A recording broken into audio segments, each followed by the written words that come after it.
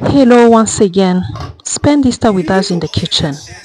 Today I'll be cooking with my sister different things for our visitors. Stay tuned.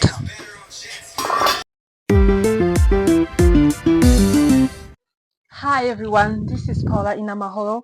Welcome to my YouTube channel.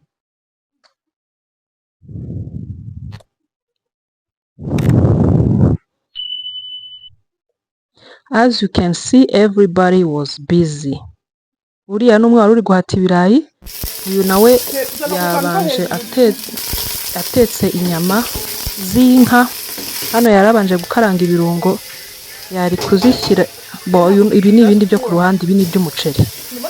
Hano yakaranze ibirungo byo gushyira mu muceri, hanyuma noneho ahita awushyiramo.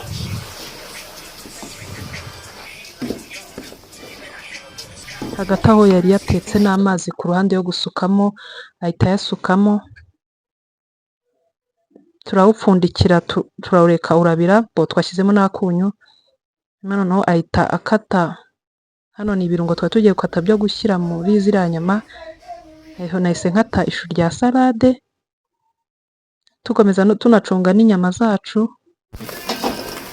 ko zishya. Hano twari twazikuye muri ariya mazi twatogoshejemo, turazishyiramo utuvuta duke kugira ngo zikaranguke. Hano duhita dukaranga ibitunguru ku ruhande. Noneho n'inyama zacu turakomeza turazikaranga. Hano zamaze gukaranguka, duhita dushyiramo ibitunguru na poivro.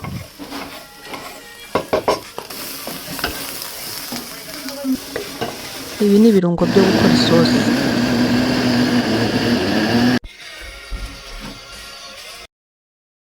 Hanyuma hano twahise dushyiramo inyanya nkeya muri izi nyama, ko izi twashaka ko ziba zumutse. Hano uyu nawe yari ari gukora salade, shyiramo sauce vinaigrette. Hano arimo kubivanga. Hano noneho iyi ni isosi ku ruhande twari twakoze y'agakwavu nako kari gutekerwa hanze. Hano twashyizemo sauce tomate muri izi nyama, shyiramo n'akunyu.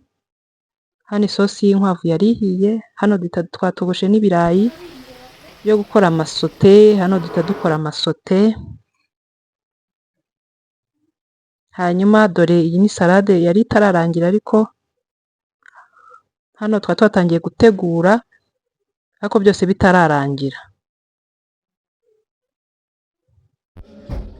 Hano byose byari byarangiye, ni ibyo ngibyo twateguriye abashyitsi bacu hano uyu munsi kuri pasika. Hano bari batangiye kuza, bari kwiyarurira. Dore hano nanjye ibi nibyo nari niyaruriye. Nasoje,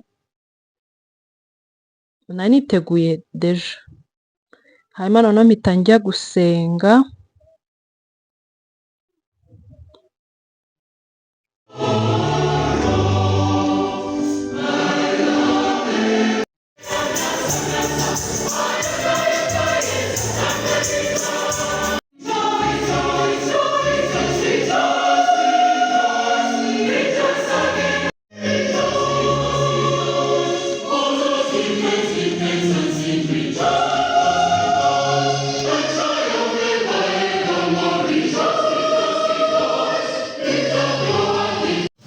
Hano misa ya 12 nari nagiyemo yari isoje bwije, ntashye.